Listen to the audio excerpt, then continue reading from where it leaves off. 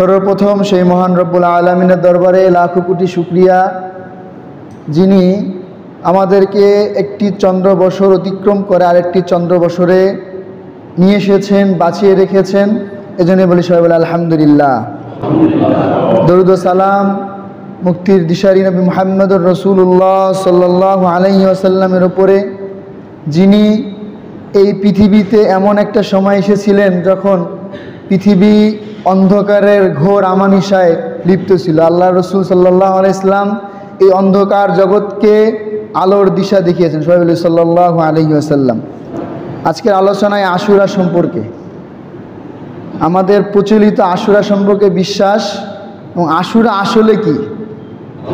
সম্মানিত উপস্থিতি, আল্লাহ তাআলা আমাদের হায়াত বৃদ্ধি করেছেন, একটা চন্দ্র বছর অতিক্রম করে একটা চন্দ্র বছর নিয়ে আসছেন। এই যে নিয়ে আসছেন, এখন আমরা নতুন চন্দ্র বছরে দিন পাবো, রাত পাবো, ক্ষণ পাবো, সময় পাবো, সেকেন্ড মিনিট সব কিছুই পাবো, তাই না? এই যে জিনিসগুলো দিয়েছেন আল্লাহ তাআলা, কেন দিলেন? আমাকে চাইলে তো গত বছর আমাকে কী করতে পারতেন, নিয়ে যেতে পারতেন। এই যে আমাকে দিলেন, এজন্য আমরা শুকরিয়া আদায় করি না, না করে আমরা এই যে নতুন বছর আসলো আমরা আরও পাপাচারে লিপ্ত হয়ে যাই। অথচ আমাদের উচিত ছিল, আল্লাহ আমাকে এই যে নতুন বছর দিলেন, নতুন জীবন দিলেন, আর একটা বছর নিয়ে আসলেন, আমার উচিত আল্লাহ তাআলার ইস্তেগফার করা, বেশি বেশি ক্ষমা প্রার্থনা করা এবং আমাকে নতুন দিনে প্রতিজ্ঞা নেওয়া যে আমি খারাপ কাজ করব না, ভালো কাজ করব। এটা হলো আমাদের উচিত ছিল, কিন্তু আমরা না করে আমরা আস্তে আস্তে গুনার দিকে লিপ্ত হই। অথচ আল্লাহ তাআলা কোরআনে বলতেছেন, আমি যে আয়াতটা তেলাওয়াত করেছিলাম, হুয়াল্লাযী, ওই সেই সত্তা, জাআলাল লাইলা ওয়ান নাহার, যিনি রাত এবং দিনকে সৃষ্টি করেছেন খিলফা। এই খিলফা শব্দের অর্থ হলো অনুগামী করে, মানে রাত আসে তারপরেই দিন আসে। এমন হয় না যে একটা রাত আসলো তারপর আবার রাত আসে, আসে কি? রাত শেষ হয় আবার দিন আসে, আবার দিন শেষ হলে আবার রাত আসে। এটা হলো অনুগামী, মানে একটা চেন অফ, একটার পর একটা আসবে, তারপর একটা আসবে, এইভাবে আল্লাহ তাআলা সৃষ্টি করছেন অনুগামী করে। তারপরে বলতেছেন এটা কি জন্য করছেন? লিমান আরাদ, ওই ব্যক্তির জন্য যে ব্যক্তি চায় আইয়াযযাক্কারা, আল্লাহকে স্মরণ করবে, আও আরাদা শুকুরা, এবং উপদেশ গ্রহণ করবে। কি করবে? সে উপদেশ গ্রহণ করবে এবং এটা থেকে কী করবে? শুকরিয়া আদায় করবে।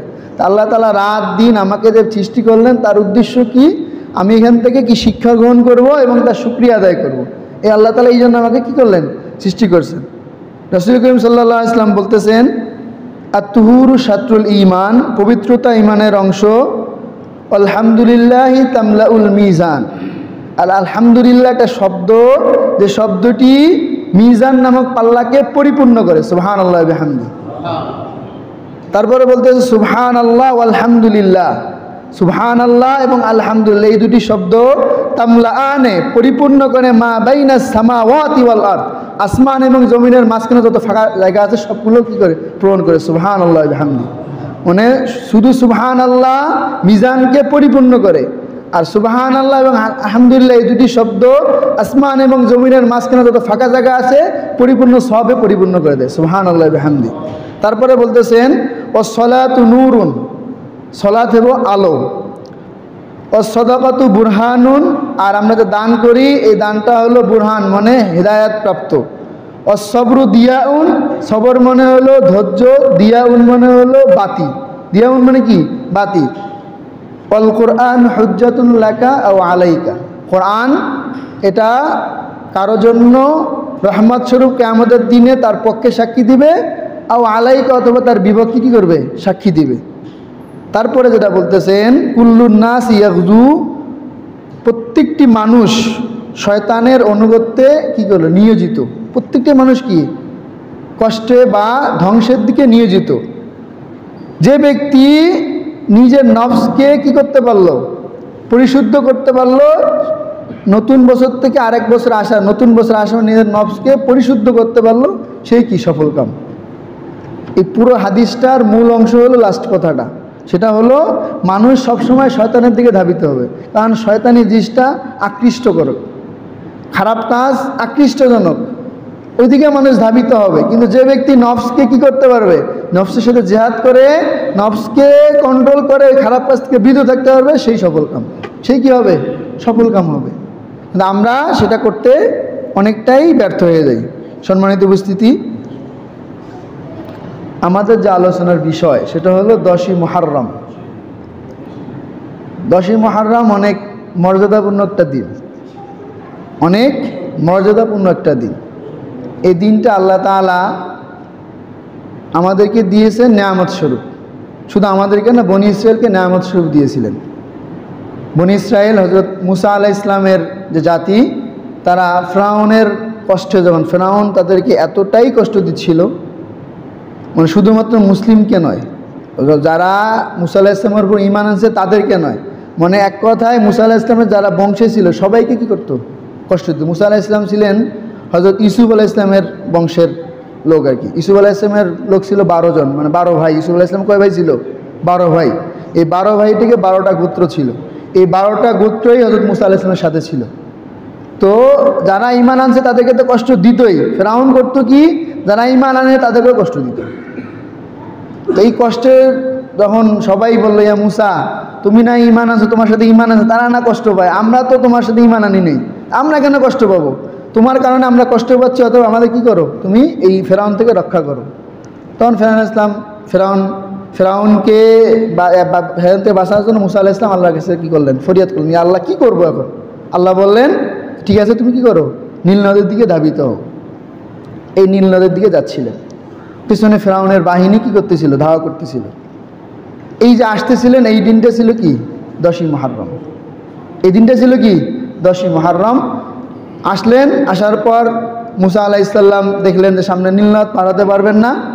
আল্লাহ কাছে ফোন, আল্লাহ, সামনে তো নীলনদ, কি করব? পিছনে ফেরাউনের বাহিনী, সামনে নীলনদ, এখন কি করব? আল্লাহ বললেন, মুসা, তোমার হাতে লাঠি আছে, তুমি কি করো, পানিতে আঘাত করো। আমরা ঘটনা জানি, 12টা রাস্তা তৈরি হয়েছে। আমরা জানি রাস্তা তৈরি হয়েছে, কিন্তু রাস্তা মূলত 12টা তৈরি হয়েছে। কয়টা? 12টা। এই 12টা কেন তৈরি হয়েছে? কারণ ওই যে ইউসুফ আলাইহিস সালামের যে 12 ভাই থেকে 12 জাতি তৈরি হয়েছিল, এরা এক জাতির পানি আর এক জাতি খাইতো না। এক জাতি যেখানে থাকতো, ওই জাতি আর অন্য জাতি ওখানে থাকতো না। মানে এতটাই ওরা একজনকে কি করতো? হিংসা করতো। রাস্তা দিয়ে হাঁটতো, আর অন্য রাস্তা দিয়ে ওই রাস্তা দিয়ে হাঁটতো না। তো এই জন্য আল্লাহ তাআলা যাতে করে ঝামেলা তৈরি না, 12টা রাস্তা তৈরি করলেন। 12টা রাস্তা দিয়ে তার পার হয়ে গেল। পরে ফেরাউন যখন পার হতে গেল, আল্লাহ তাআলা তাকে সলিল সমাধি করলেন। এই যে দিনটা, এই দিনটা ছিল 10ই মুহররম। এটা হাদিস দ্বারা প্রমাণিত। আমরা আলোচনার শেষে এবং ইনশাআল্লাহ এই বিষয়ে আলোচনা করব। আমরা মূল আলোচনা করি যে 10ই মুহররমে শুধুমাত্র এই ঘটনাই ঘটছিল, আর কোনো ঘটনা ঘটেনি, হাদিস দ্বারা প্রমাণিত নেই। 10ই মুহররমে শুধুমাত্র একটা ঘটনাই ঘটছে, হাদিস দ্বারা প্রমাণিত, সেটা হলো মুসা আলাইহিস সালাম ফেরাউন থেকে নাজাত পেয়েছিলেন। এই যে ঘটনাটা, এটা আল্লাহ তাআলা তার নিয়ামত না? এই নিয়ামত স্বরূপ আমাদের নবী হযরত মুহাম্মদ সাল্লাল্লাহু আলাইহি সাল্লাম তিনি রোজা রাখতেন। কি করতেন? রোজা রাখতেন। এবং শুধুমাত্র একটা না, যেহেতু ইহুদিরা একটা রোজা রাখতো, ইহুদের সাথে অনুকরণ না করে আল্লাহ রাসূল 2টা রোজা রাখতেন, 9-10 অথবা 10-11। কেউ যদি পারেন 9-10-11 রোজা রাখতে 3 দিন, ভালো। তবে 2টা রোজা একটা রাখা যাবে না এই দিনে, মানে অন্য দিনে একটা রোজা রাখা তা না। মানে আমরা সাধারণত এই মাসলা থেকে অনেকে আবার বলে যে একটা রোজা রাখা যাবে না, বেজরা হয়ে যায় না। মূলত শুধুমাত্র 10ই মুহররমের একটা রোজা রাখা যাবে না, কারণ এটা ইহুদিদের অনুকরণ হয়। 2টা রোজা রাখবো আমরা 10ই মুহররমে। এই হলো মূল বিষয়। এখন এই 10ই মুহররম সম্পর্কে সাধারণত 10ই মুহররম আসলে, মুহররম মাস আসলেই যে জিনিসটা শুরু হয় সেটা হলো একজন জলিল কদর সাহাবী আমিরে মুআবিয়া রাদিয়াল্লাহু তাআলা আনহু, কাতেবে ওহী লেখক। আল্লাহ রসুলের উপর যখন কোরআন নাজিল হতো, তখন তো আর কম্পিউটার ছিল না যে টাইপ করবে, মোবাইল ছিল না যে কী করবে, অডিও রেকর্ড করবে। তখন চামড়াতে লিখতে হতো, পাথরে লিখতে হতো। এই লেখার কাজটা সবাই পারতো না, কারণ ওই সময় খুব কম মানুষ কী করতো, এই লেখার কাজটা পারতো। এই কাতেব ওহীদের মধ্যে একজন ছিলেন হযরত আমিরে মুআবিয়া রাদিয়াল্লাহু তাআলা আনহু। তো আমাদের সমস্যা হলো, এই মুহররম মাস আসলে আমিরে মুআবিয়া রাদিয়াল্লাহু তাআলা আনহুকে নিয়ে অনেক কথা শোনানো হয়, তাকে অনেক গালাগাল করা হয়, মন্দ কথা বলা হয়। অথচ তিনি এমন একজন সাহাবী যার ব্যাপারে আল্লাহ রাসূল সাল্লাল্লাহু আলাইহি ওয়াসাল্লাম জান্নাতের সুপারিশ দিয়েছেন। 10 জন সাহাবী না, আল্লাহ রসুল মাঝে মাঝে কিছু কথা বলতেন যাদের মধ্যে সাহাবীদেরকে জান্নাতের কথা বলতেন। ইনি এমন একটা সাহাবী যাকে আল্লাহ রসুল জান্নাতের কি দিয়েছেন? সুসংবাদ দিয়েছেন। এই সাহাবীকে নিয়ে, এই জলিল কদর সাহাবীকে নিয়ে অনেক কটূক্তি করা হয়। কেন করা হয়? তার কারণ আমরা জানি, তার পুত্র ইয়াজিদ, যার ব্যাপারে একটা বিশাল ঘটনা, কারবালার ইতিহাস তার সাথে জড়িত। তাকে কেন্দ্র করে তার বাবাকে কী করা হয়? গালি দেওয়া। তাকে তো গালি দেওয়া হয়, তার বাবাকে কী করা হয়? গালি দেওয়া হয়। যেটাই মূলত আমার আলোচনার আজকের বিষয়। আমরা এটা কেন করব না, আমরা কেন এই কাজটা করব না, এইটাই মূলত আলোচনার বিষয়। দেখেন সম্মানিত উপস্থিতি, আল্লাহ রসুল সাল্লাল্লাহু আলাইহি ওয়াসাল্লাম আমাদের জন্য আদর্শ, তাই না? কোরআন আমাদের একটা জীবন বিধান। কোরআনে কিন্তু এমন কোনো বিষয় নাই যেটা কোরআনে কি করেনি, আলোচনা করা হয়নি। তো কারবালাতে 10 মুহররম আল্লাহ রসুলের দহিত্র কি হয়েছেন, আল্লাহ রসুলের নাতি শাহাদাত বরণ করছেন। এটা মুসলমানদের জন্য এটা কি কষ্টের কারণ। কিন্তু কষ্ট পেলে আমরা আসলে কি করব? আমরা কোরআনকে জিজ্ঞেস করি যে কোরআন, আমি যদি কষ্ট পাই, আমার যদি আত্মীয় স্বজন মারা যায়, আমার যদি এমন কেউ মারা যায় যে জিনিসটা আমার কষ্ট লাগে, তা আমি কি করব? কোরআন আসলে আমাকে কি বলতেছে? কোরআন বলতেছে ওয়ালা তাকুলু লিমান ইউকতালু ফি সাবিলিল্লাহি আমওয়াতা বাল আহইয়াউ ওয়ালাকিন লা তাশউরুন। ওয়ালা তাকুলু, তোমরা বলো না, লিমান ইউকতালু ফি সাবিলিল্লাহ, ওই মানুষগুলোকে যারা আল্লাহ রাস্তায় শহীদ হয়েছেন, মারা গিয়েছেন, আমওয়াত, তাদেরকে মৃত বলিও না। বাল আহইয়াউন, বরং তারা জীবিত। সুবহানাল্লাহ। ওয়ালাকিন লা ইয়াশউরুন, কিন্তু তোমরা কি পাচ্ছ না, টের পাচ্ছ না। এটা হলো প্রথম কথা, কোরআনের প্রথম কথা। আল্লাহর রাস্তায় যদি কেউ শাহাদাত বরণ করেন, আল্লাহর রাস্তায় যদি শহীদ হন, মৃত্যুবরণ, তাকে কি বলা যাবে না, মৃত বলা যাবে না। তারা কি জীবিত, কার কাছে? আল্লাহর কাছে জীবিত, আমরা তাদেরকে দেখতে পাচ্ছি না। এটা হলো প্রথম কথা। 2 নম্বর কথা, আল্লাহ ওয়ালা নাবলুওয়ান্নাকুম বিশাইইম মিনাল খাউফ, ওয়ালা নাবলুওয়ান্নাকুম, আমি আল্লাহ তাআলা বলতেছেন যে আমি তোমাদেরকে পরীক্ষা করব, বিশাইইম মিনাল খাউফ, ভয়ের কিছু বিষয় থেকে, ভয়ের কিছু বিষয় থেকে, ওয়া নাকসিম, এবং ক্ষতি করব তোমাদের, ক্ষতির দ্বারা কিছু পরীক্ষা করব, মিনাল আমওয়াল, মাল থেকে, ওয়াল আনফুস, তোমাদের আত্মা থেকে, তোমাদের জীবন থেকে, ওয়া সামারাত, এবং শস্য থেকে। আল্লাহ তাআলা কিন্তু কয়েকটা কথা বললেন। প্রথম আল্লাহ তাআলা পরীক্ষা করবেন কি দিয়ে? ভয় দিয়ে। আল্লাহ তাআলা ভয় দিয়ে করবেন, পরীক্ষা করবেন। তারপরে পরীক্ষা করবেন কি দিয়ে? যে আমার জীবন নেওয়ার মাধ্যমে বা আমার আত্মীয় স্বজনের জীবন নেওয়ার মাধ্যমে আমাকে কী করবেন? আল্লাহ তাআলা পরীক্ষা করবেন। 3 নম্বর, আমার ধন সম্পদ ক্ষয়ক্ষতি করার মধ্যে আমাকে কী করবেন? আল্লাহ পরীক্ষা করবেন। অথবা আমার যে শস্য ফলাই, আমি ফলাই, শস্যগুলো নষ্ট করে দিয়ে আল্লাহ তাআলা আমাকে কী করবেন? পরীক্ষা করবেন। ওয়াবাশশিরিস সাবিরিন, এই কথাটা বলার পর আল্লাহ যেটা বললেন, বাশশির মানে হলো সুসংবাদ, আর সাবিরিন সবরকারীদের জন্য। তার মানে এই যে আল্লাহ তাআলা পরীক্ষা নেবেন, এই পরীক্ষার মধ্যে যে সবর করবে সে কি, তার জন্য আল্লাহ তাআলা সুসংবাদ দিলেন। এইটাই হলো কোরআনের শিক্ষা। কোরআন কি বলতেছে? যে আপনার আত্মীয় মারা গিয়েছে, রাসূলের নাতি কি হয়েছেন? শাহাদাত বরণ করেছেন। এই জন্য আপনাকে কি করতে, ধৈর্য ধরতে হবে। কোরআন আপনাকে শিক্ষা দিচ্ছে যে কোরআন আল্লাহ রসুল নিয়েছেন, যে যার নাতিকে নিয়ে আপনি মাতম করতে চাচ্ছেন, তিনি বলতেছেন কি করতে, তার উপর নাজিলকৃত কোরআন বলতেছে আপনাকে সবর করতে হবে। তারপর আল্লাহ তাআলা কি বলতেছেন? সুন্দর কথা। আল্লাহ তাআলা বলেন, আল্লাযীনা ইযা আসাবাতহুম মুসিবা, আল্লাযীনা, যারা, ইযা আসাবাত, যখন তার উপর আযাব মুসিবত কি হয়, পতিত হয়, ক্বালু, তারা বলে, ইন্না লিল্লাহ, নিশ্চয় এটা আল্লাহর পক্ষ থেকে আসছে, ওয়া ইন্না ইলাইহি রাজিউন, এবং আমরা সবাই তার কাছে কি করব? ফেরত যাব। এই কথাটা যে বলে, উলাইকা আলাইহিম সালাওয়াতুম মির রাব্বিহিম ওয়া রাহমাহ, এই লোকগুলোর উপর আল্লাহর পক্ষ থেকে রহমত এবং দয়া কি হবে? নাজিল হবে। ওয়া উলাইকা হুমুল মুহতাদুন, এবং তারাই হেদায়েতপ্রাপ্ত। দেখেন পরের আয়াতে আল্লাহ তাআলা বলতেছেন, যখন কোনো বিষয় আপনার উপর পতিত হবে, কোনো আযাব, কোনো মুসিবত, তখন আমরা কি বলতে হবে? ইন্না লিল্লাহি ওয়া ইন্না ইলাইহি রাজিউন। মানে হ্যাঁ আল্লাহ, তোমার কাছ থেকে তো জিনিসটা আসছে, এবং আমরা সবাই ওই জিনিসটা সহ তোমার কাছে কি করব?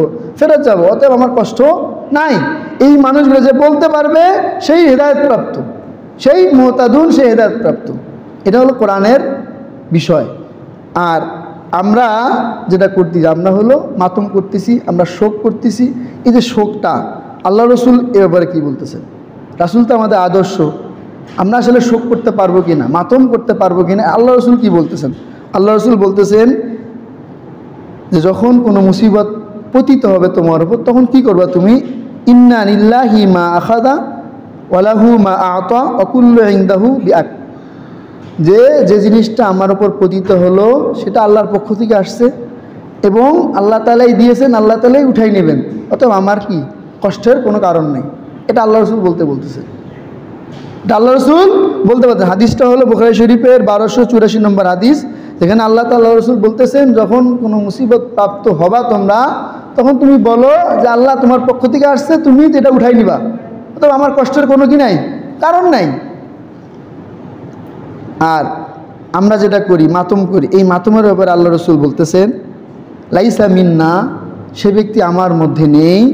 মান, যে ব্যক্তি লাতামাল খুদুম, মুখে আঘাত করে, অশাক্কাল জিউব, জামার বুক ছিঁড়ে ফেলে, দা বিদাওয়াতিল জাহিলিয়া, এবং জাহিলি যুগে যেভাবে মানুষ মারা গেলে মাতম করতো, শোক গাথা গাইতো, সেভাবে গায়, সে আমার উম্মতের মধ্যে না, সে আমার মধ্যে না। দেখেন কথা কিন্তু তিনটা। সেই ব্যক্তি আমার মধ্যে না, সেই ব্যক্তি আমার দলভুক্ত না, যে ব্যক্তি কি করে, শোক হলে মুখে আঘাত করে, তারপরে কি করে, জামা বুকে ছিঁড়ে ফেলে, বুকে আঘাত করে, এবং জাহিলি যুগের মতো কি করে মাতম করে, সে আমাদের দলভুক্ত নয়। আরেকটা, এই হাদিসটি আসছে হলো সহিহ মুসলিমের হাদিস 165 নম্বর হাদিস। আল্লাহ রসুল আর এক হাদিসে বলতেছেন, আনা বারিউম মিম্মান হালাকা ও সালাকা ও খরাকা, আমি ওই ব্যক্তি থেকে মুক্ত, আমি ওই ব্যক্তি থেকে মুখ ফিরিয়ে নিলাম যে ব্যক্তি কি করে, শোকে মাথা মুন্ডায়, মানে মাথা কি করে, নাড়িয়া করে মুন্ডায়, তারপরে বুক চাপড়ায় এবং কাপড় ছিঁড়ে ফেলে। এই তিনটা কাজ যে করে, তার থেকে আল্লাহ রসুল কী করলেন, মুখ ফিরে নিলেন। হাদিসটি বুখারী এবং মুসলিম মুত্তাফাকুন আলাইহি হাদিস। যে ব্যক্তি কি করে, সুখে বুক চাপড়ায়, মুখে আঘাত করে, মাতম করে, আল্লাহ রসুল তার থেকে মুখ ফিরে নিয়েছেন। এই জিনিসটা আপনি চিন্তা করেন, আল্লাহ রসুল যার থেকে মুখ ফিরে নিলেন, কিয়ামতের দিন তার কোনো নাজাত আছে, তার কোনো ওসিলা আছে, সে কি কিছু করতে পারবে? কিছুই করতে পারবে না, তার তো কিছুই নেই, জাহান্নাম তার জন্য অবধারিত হয়ে যায়। অথচ আমরা সেটাই করতেছি।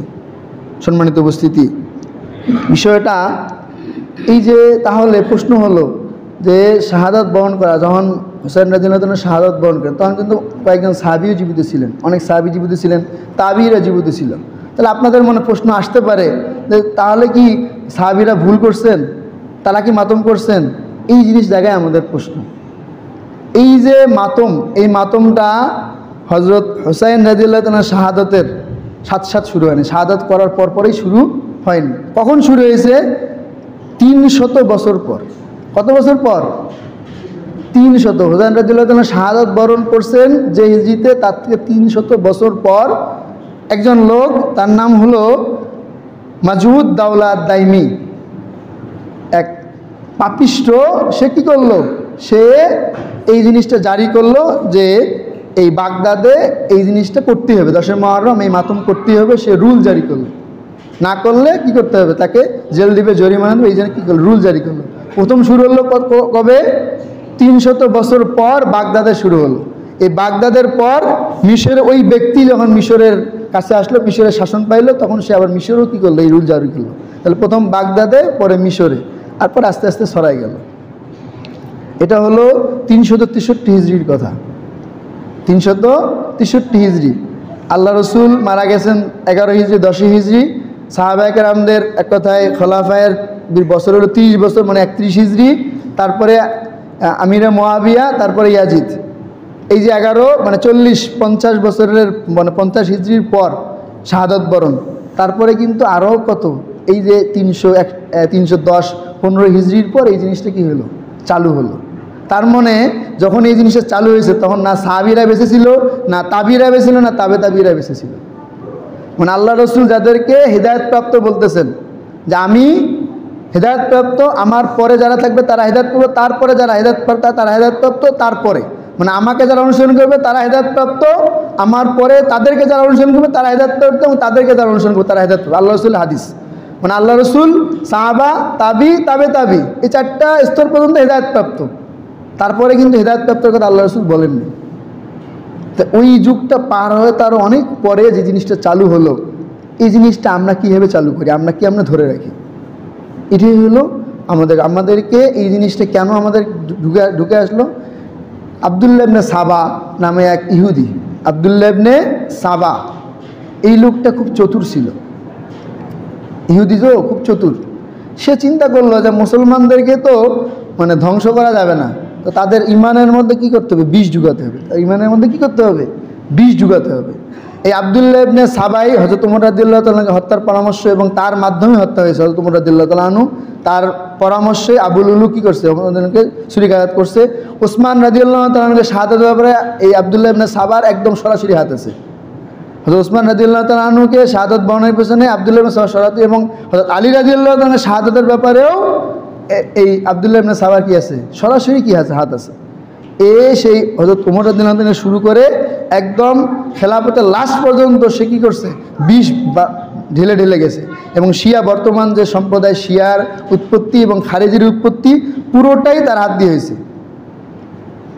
আস্তে আস্তে মুসলমানদের ভিতরে এই বিষ বাক্যগুলো ঢুকাই দিছে, যাতে করে মুসলমানরা মনে করে এটা তো খুব ভালো জিনিস, আল্লাহ রসুলের নাতি মারা গেছে, আমি মাতম করবো, এটা তো ভালো জিনিস। এই ভালো জিনিস মনে করে মাতম করবে, আর সেটা কী হবে? লিপ্ত হবে, আর ইমান ধ্বংস হয়ে যাবে।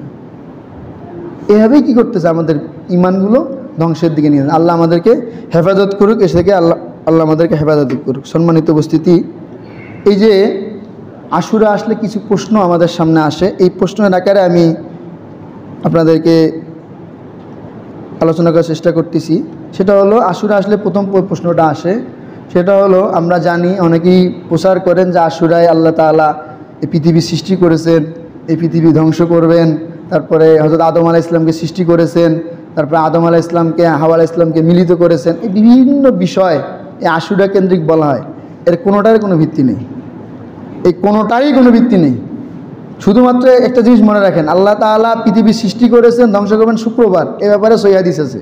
কিন্তু 10ই মুহররম এবারে কোনো সহিহ দইফ হাদিসেও নেই। জিনিসগুলো একটু খেয়াল রাখবেন, এ ব্যাপারে কোনো দই, শুধুমাত্র আশুরা সম্পর্কে একটা হাদিস সহিহ, সেটা হলো মুসা আলাইহিস সালামের ঘটনা। তাছাড়া আর কোনো ঘটনাই নেই 10ই মুহররমকে কেন্দ্র করে। কিন্তু আমরা এগুলো চাটুকারভাবে আমাদের, কারণ হলো ইহুদিরা কিন্তু খুব চালাক। তারা চিন্তা করছে যে শুধুমাত্র হোসেন রাদিয়াল্লাহু তাআলা কেন্দ্র করে 10ই মুহররম পালন করবে না কেউ। এই জন্য তারা কিছু আস্তে আস্তে প্রত্যেক বছরে একটা একটা করে কি বিষ ঢুকাই দিয়েছে যে এই দিনে আল্লাহ তাআলা পৃথিবী সৃষ্টি করেছেন, এই দিনে ধ্বংস করবেন, এই দিনে দাউদ আলাইহিস সালাম মাছের পেট, ইউনূস আলাইহিস সালাম মাছের পেট থেকে রক্ষা পেয়েছেন, এই দিনে তারপরে এই যে ঘাস শুকায় গেছে, বিভিন্ন মানে নবীদেরকে কেন্দ্র করে যে ঘটনাগুলো তারা বলে, সবগুলোই 10ই মুহররমকে যুক্ত করে। আসলে 10ই মুহররমের সাথে এগুলোর কোনো যুক্ত নেই, কোনো সহিহ হাদিস নেই আল্লাহ রাসূল থেকে এবং সাহাবায়ে কেরাম থেকে কোনো দলিল নেই যে এই দিনে এই ঘটনাগুলো ঘটছে। অতএব আমরা নিজেরা এটা প্রচার করবো না, যারা প্রচার করবে তাদেরকে বলবো যে দলিল দেন। কেন দলিল দেন? এটা কোরআনের আয়াত, আপনি কেন দলিল চাবেন? কোরআন বলতেছে ফাসআলু আহলাদ যিকরি ইন কুনতুম লা তা'লামুন, তুমি যে কোনো বিষয় না জানো তাহলে যে জানে তাকে জিজ্ঞাসা করো, বিল বাইয়িনাতি ওয়াজ জুবুর, শক্ত দলিলের সাথে। মানে আপনি এটা জিজ্ঞেস করবেন যে ভাই এটা কি, এটা দলিল সহ আমাকে বলেন। আপনি যে বলতেছেন যে এই দিন আল্লাহ তাআলা পৃথিবী সৃষ্টি করেছেন, আপনি দলিল দেন, কোরআন হাদিস থেকে দলিল দেন। এই দিন আল্লাহ তাআলা কিয়ামত ঘটাবেন, আপনি দলিল দেন। এই দিনে অমুক হয়েছে, দলিল দেন। দলিল দিতে পারবে না, দলিল চাবেন, যদি দিতে পারে তাহলে মানেন, সমস্যা নেই, কিন্তু দলিল সম্ভব না, কারণ দলিল নাই। এর ব্যাপারে আপনারা নিজেরা বলবেন না এবং কাউকে বললে তাকে কি প্রতিহত করবেন। এই হলো প্রথম বিষয়।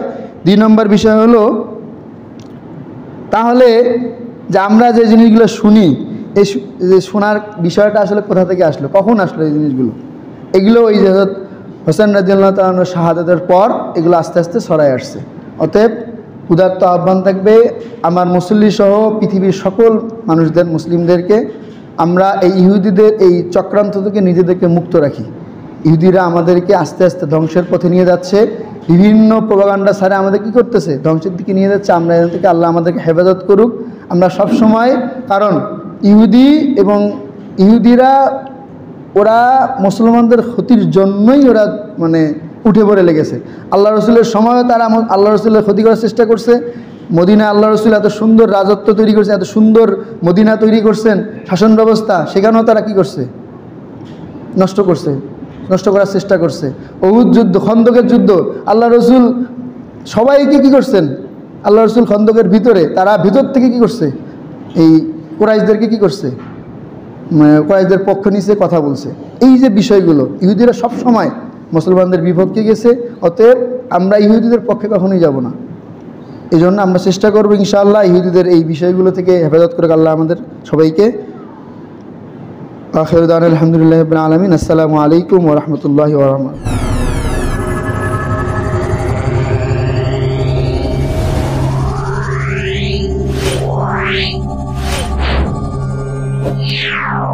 Yeah.